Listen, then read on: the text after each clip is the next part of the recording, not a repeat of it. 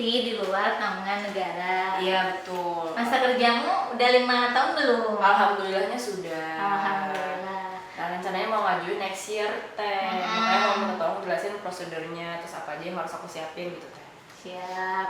Kan Devi udah masa kerja 5 tahun berturut-turut, berarti syarat atau kualifikasinya sudah terpenuhi. Yang kedua, untuk mengambil CLTN itu harus punya alasan yang kuat gitu sebagai pribadi dan itu sifatnya mendesak.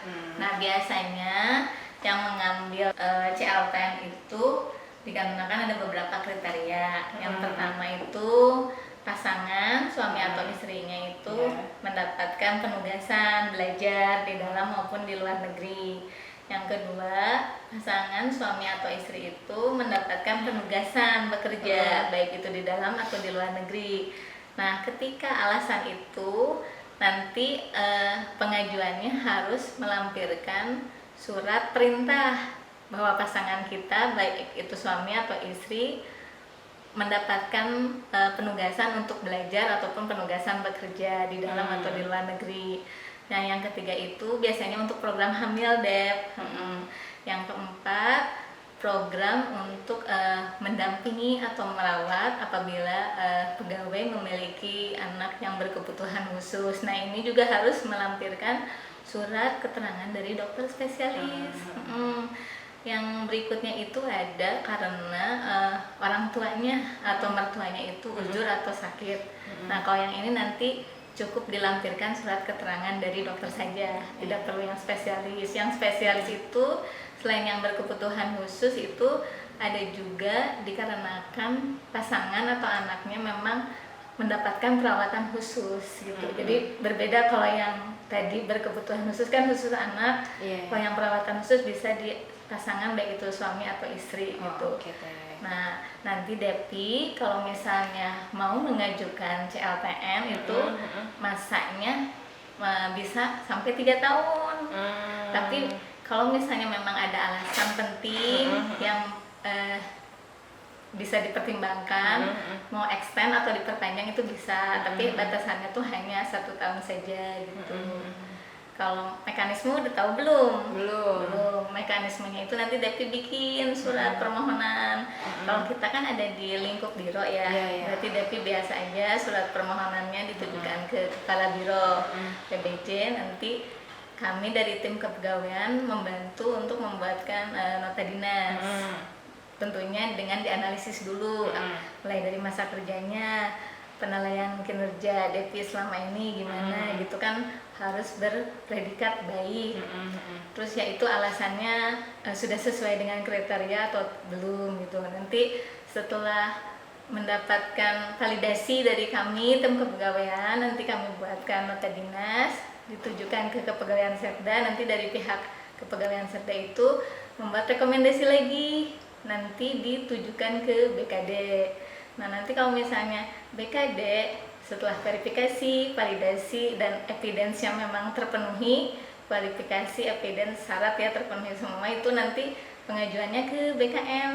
Karena kalau cuti di luar tanggungan negara itu harus mendapatkan persetujuan dari BKN.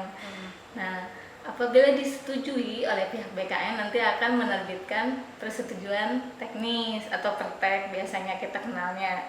Kalaupun ada penolakan, nanti dikembalikan dan disertai dengan alasan penolakannya seperti apa. Nah, kita berbicara yang disetujui ya. Kalau disetujui nanti dari BKN akan ditujukan ke instansi pengusul ya. Dalam hal ini berarti BKD Provinsi Jabar. Nanti dibuatkanlah SK Gubernur perihal cuti di luar tanggungan negara atas nama Devi gitu. Masa berlakunya yaitu maksimal 3 tahun, bisa diperpanjangnya 1 tahun.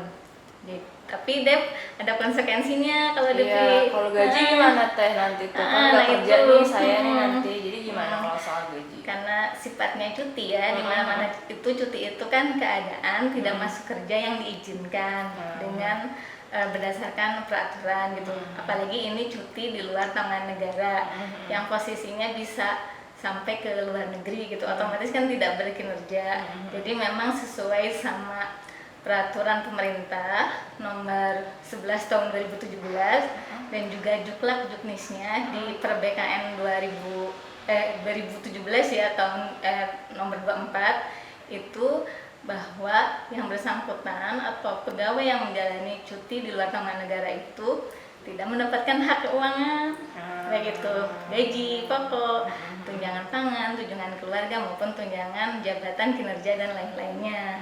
Dan juga selama melaksanakan cutinya itu tidak dihitung masa kerjanya, Dep. Itu pengaruhnya ke jenjang karir ke depan apa teh? Ke jenjang karir ke depannya yaitu konsekuensinya juga. Jadi ketika nanti Depi setelah selesai melaksanakan CLTN dan ingin kembali diaktifkan lagi status kepegawaiannya, nah itu belum tentu dapat formasi ke jabatan yang ditinggalkan.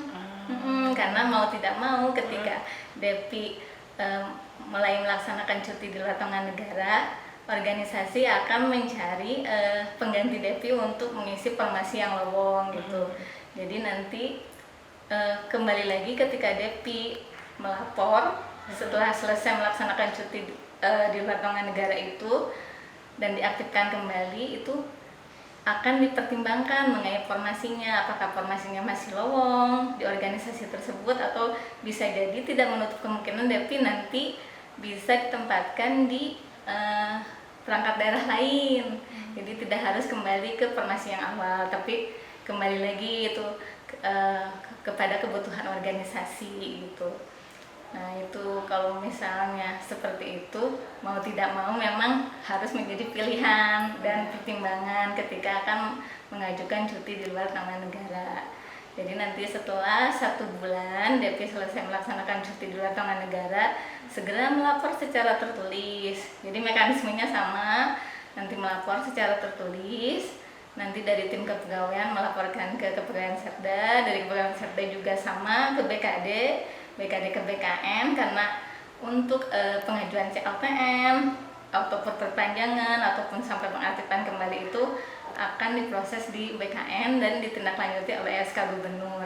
Dan paling telat yaitu Dep 1 bulan setelah melaksanakan cuti di luar taman negara.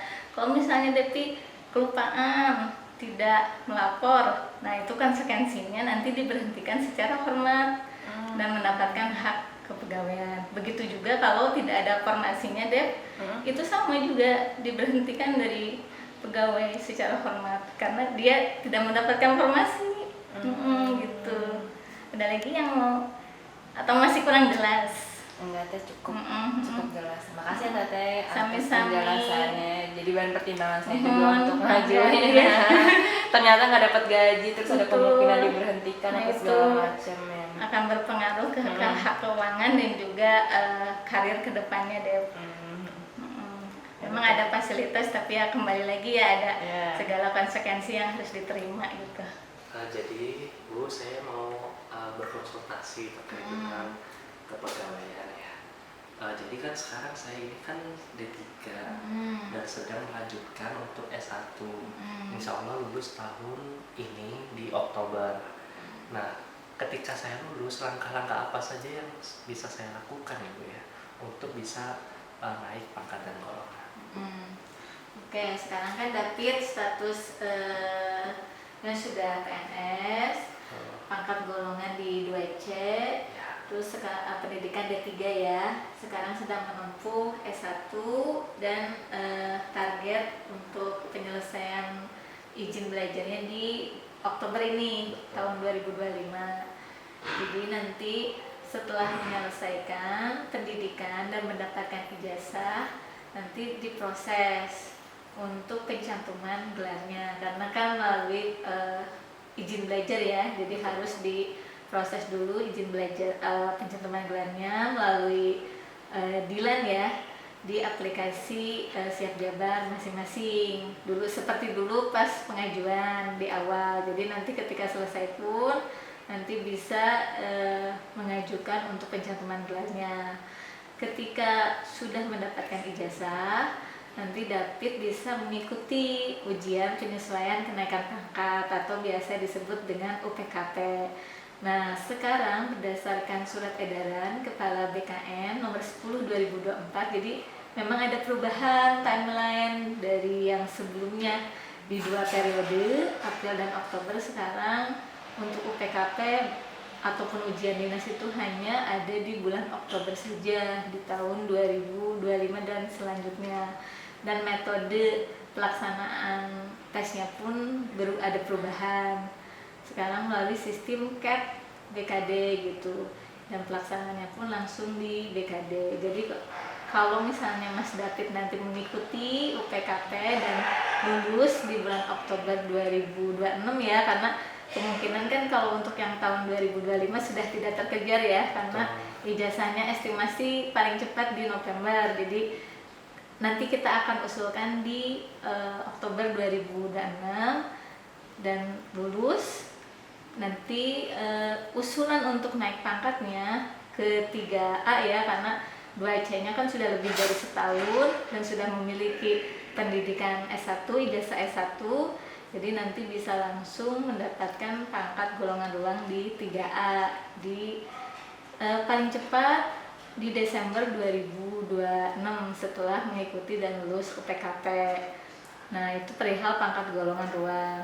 Terpenuhi sudah menjadi 3A, pangkat golongannya, jabatan masih di grade 6 dengan masa kerja sudah lebih dari 4 tahun ya. Berarti sudah memenuhi syarat atau kualifikasi untuk naik grade ke kelas 7 ya, ke jenjang pelaksana di grade 7.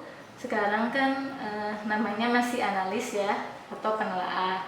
Nanti kalau sudah ada Kegub terbaru mengenai perubahan nomenklatur jabatan pelaksana itu, semuanya kelas 7 kemungkinan kalau di Setda karena sifatnya administrasi jadi berubah jadi penelaah teknis kebijakan. Nah, setelah saya amati dan saya analisis, di biro kita ini masih ada formasi lowong untuk kelas 7. Formasi lowongnya di penelaah pengadaan barang dan jasa, nanti berada di core bisnis ya, langsung komando dari kepala biro pengadaan barang jasa. Jadi formasi masih ada yang lowong terpenuhi, dapitnya juga secara administrasi dari masa kerja sudah terpenuhi, pangkat golongan ruangnya sudah 3A, pendidikannya sudah S1. Jadi sudah memenuhi untuk diusulkan mengikuti fit and proper test. Jadi 2 kali ujian lah ya, 2 kali seleksi. Pertama untuk naik pangkat ke 3A-nya, yang kedua untuk naik jabatannya. Jadi nanti diusulkan oleh kami ke Kepegawaian Setda, dari Kepegawaian Setda berjenjang ya ke BKD. Nanti BKD yang akan melaksanakan fit and proper testnya gitu. Mudah-mudahan lulus. Kalau misalnya lulus, nanti bisa diangkat dan dilantik di jabatan pelaksana kelas 7. Mudah-mudahan Kegubnya sudah terbit, jadi tidak terhambat gitu. Jadi insya Allah dengan pengembangan kompetensi Mas David melalui jalur pendidikan formal ya, dari D3 ke S1, karirnya juga baik itu jabatan maupun pangkat golongan ruangnya juga ikut meningkat, dan semoga hak keuangannya juga meningkat gitu, menjadi lebih baik. Ada yang perlu ditanyakan lagi atau masih ada yang perlu dijelaskan? Tadi kan dikatakan bahwa saya harus mengikuti 2 kali tes ya, UPKP dan fit and proper test. Nah, itu perbedaannya apa aja ya dari segi tesnya?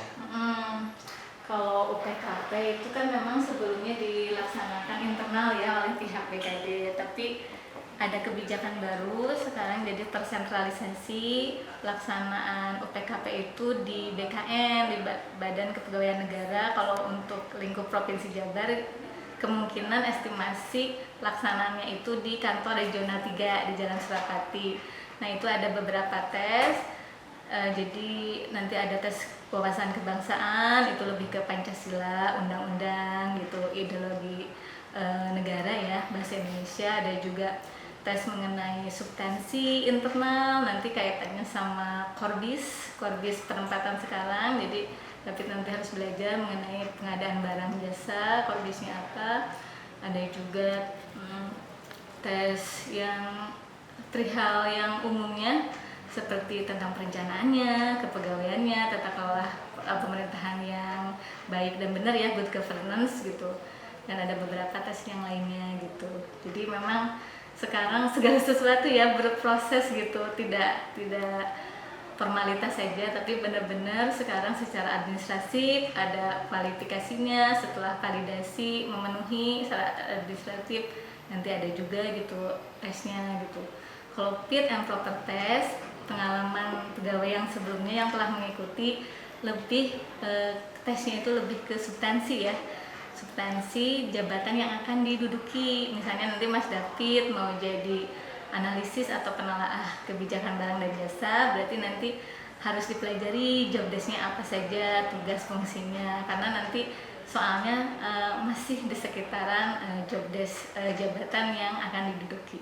Saya mau nanyain, kalau untuk naik jenjang harus prosesnya harus gimana Bu? Gitu.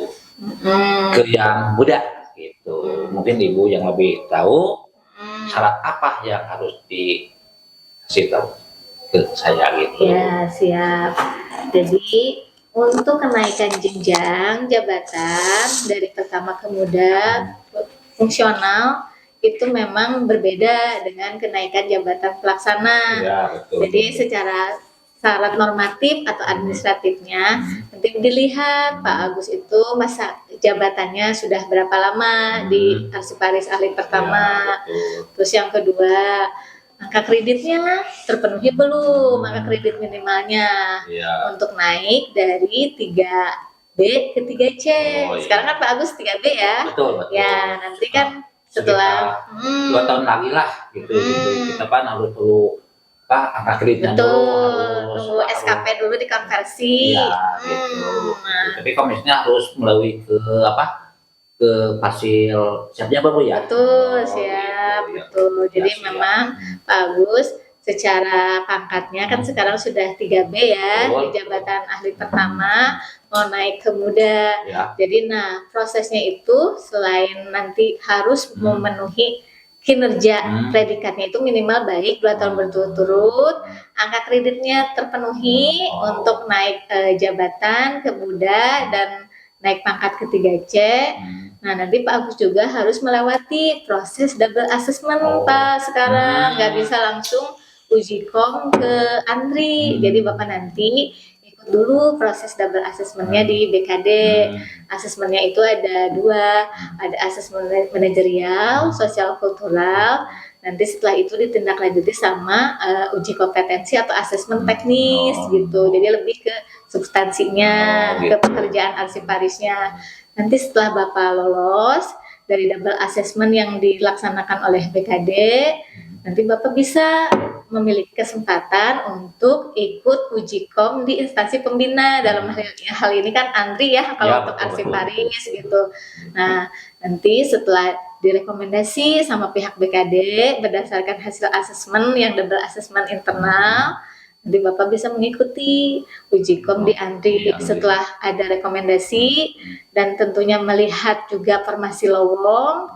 Mudah-mudahan sih ada ya, karena masih lowong kan yang untuk arsiparis ahli mudanya di kita gitu.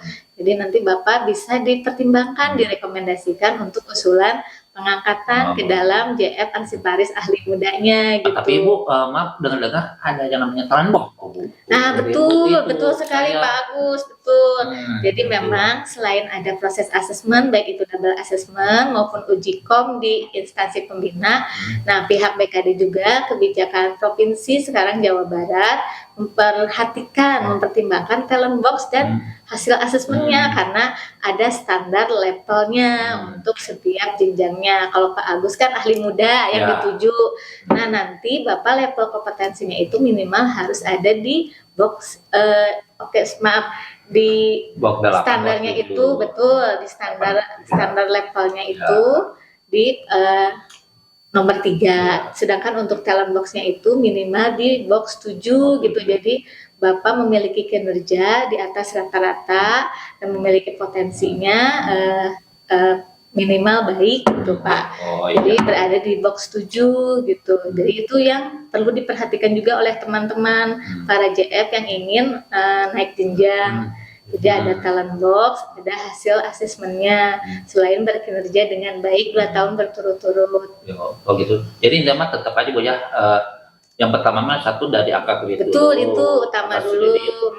Terus sebenarnya harus ada usulan dari perangkat daerahnya Bu ya. Betul, harus kami Melalui ke usulkan. mana? Ke BKD. Betul. Gitu. Yang keduanya ada asesmen berarti. Betul, Ya betul. tadi yang diceritain. Yang keempatnya nanti usulan lagi ke Ujikom ke Ujikom, instansi ke pembinanya. ke Andri Bu ya. Betul. Nah, tapi yang ini Bu, yang nomor 5-nya tuh Talent box-nya box-nya itu, nah, betul, gitu. talent box-nya. Itu. Nanti Kita kan harus lihat betul. dari siap jabar Bu ya. Betul.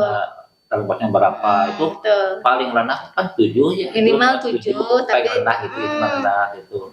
Tapi sekarang ada kebijakan baru Pak dari PKD. Kalau misalnya hasil asesmennya itu sudah memenuhi job person match atau JPM minimal 68%, itu nanti untuk yang talent box-nya ada di posisi 5 itu masih dapat dipertimbangkan.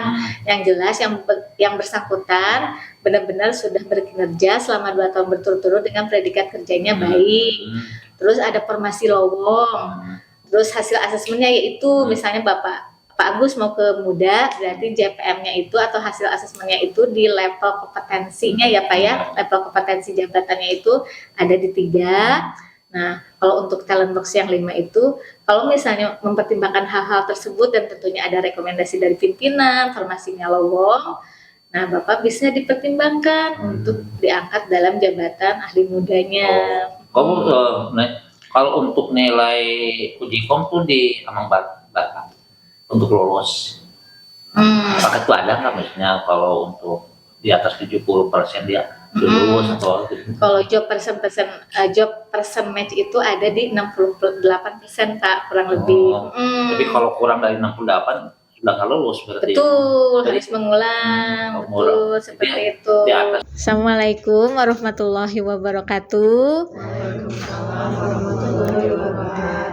Terima kasih rekan-rekan semua sudah meluangkan waktunya di tengah-tengah kesibukan untuk hadir di kegiatan saat ini.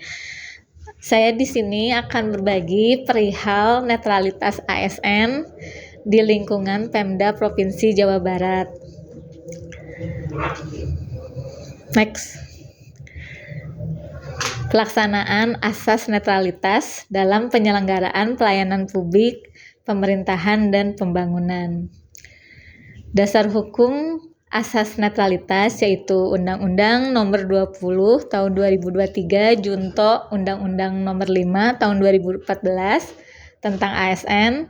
Yang kedua, Peraturan Pemerintah Nomor 17 Tahun 2020 Junto PP Nomor 11 Tahun 2017 tentang manajemen PNS. Jadi asas netralitas dalam hal ini yaitu setiap pegawai ASN tidak berpihak dari segala bentuk pengaruh manapun dan tidak memihak kepada kepentingan lain di luar kepentingan bangsa dan negara sebagaimana tercantum dalam pasal 2 Undang-Undang Nomor 20 Tahun 2023.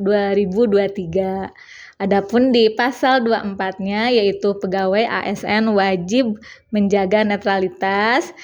Indikatornya yaitu tidak memihak, bersifat objektif, adil, bebas pengaruh, bebas intervensi, dan juga bebas konflik kepentingan.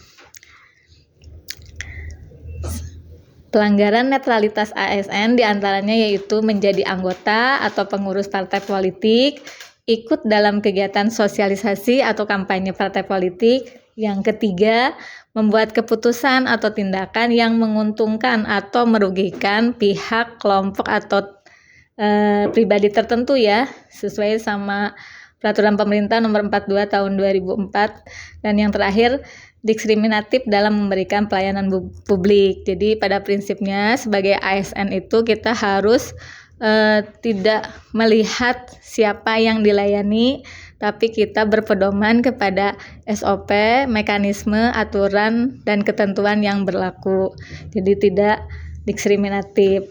Ini contoh pelanggaran beserta sanksi untuk netralitas ASN. Jadi misalnya kan ASN tidak boleh menjadi anggota atau pengurus partai politik. Dasar hukumnya yaitu Pasal 87 ayat 4 huruf C Undang-Undang Nomor 5 Tahun 2014. Sanksi yang akan diberikan ketika ASN melanggar asas netralitas tersebut yaitu PNS diberhentikan tidak dengan hormat. Jadi pada prinsipnya ketika PNS melanggar netralitas ASN yaitu menjadi anggota atau pengurus partai politik, yang bersangkutan akan mendapatkan konsekuensi atau sanksi berupa diberhentikan tidak dengan hormat, kecuali yang bersangkutannya sebelumnya sudah mengundurkan diri. Konsekuensi lainnya sebagaimana pasal 8 ayat 4 di Peraturan Pemerintah Nomor 94 Tahun 2021 yaitu penurunan jabatan setingkat lebih rendah selama 12 bulan. Pembebasan dari jabatannya ini berlaku apabila pegawai berada dalam jabatan struktural atau fungsional menjadi turun grade ya, menjadi jabatan pelaksana selama 12 bulan atau 1 tahun, dan pemberhentian dengan hormat tidak atas permintaan sendiri. Agar tidak terjadi hal-hal yang dapat melanggar dan PNS terkena sanksi atau konsekuensi dari pelanggarannya, maka pihak organisasi atau instansi perlu untuk melakukan upaya preventif dan berkelanjutan. Salah satunya seperti saat ini diadakan sosialisasi atau penyuluhan untuk memberikan pemahaman secara instan kepada tentang netralitas ASN agar ASN khususnya di lingkungan Pemda Provinsi Jawa Barat selalu menjaga integritas, profesionalisme, serta menjunjung tinggi netralitas dalam melaksanakan tugas dan fungsinya. Jadi kita sebagai ASN tidak ada kepentingan apapun, tidak berpihak kepada siapapun, baik itu pribadi, golongan, atau tertentu ya. Jadi kita benar-benar menjalankan tugas sesuai dengan aturan dan ketentuan yang berlaku. Yang kedua, tentunya ini juga harus disupport atau didukung oleh komitmen untuk menjaga netralitas ASN, terutama ASN-nya itu sendiri, baik itu pejabat pembina kepegawaian sebagai role model atau contoh panutan yang dapat diteladani ya, perilaku attitude-nya oleh bawahannya dan juga penegak hukum. Yang ketiga, tentunya penguatan sanksi memang harus ditegakkan agar ada efek jera dan juga dikaji ulang aturannya biar disempurnakan lebih lanjut. Demikian disampaikan paparan mengenai asas netralitas.